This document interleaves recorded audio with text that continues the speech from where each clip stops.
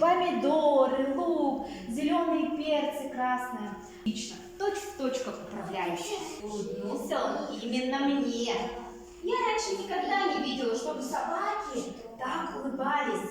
Но сейчас не сомневалась, этот пес улыбался помидорами, с луком и зелеными перцами. «Хватайте его, хватайте!» – верещал управляющий, по-прежнему виляя хвостом и овощном. Красиво слизывать с его щек слезы.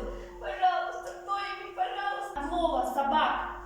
«Подождите, это моя собака!» Может быть, я произнесла нечто очень знаковое. Посмотрела на меня, пытаясь припомнить, где мы, собственно, встречались. Ко мне. И пёна над ним посмеяться. Ну, его правда так зовут, поспешно. Ты что, хотела животное?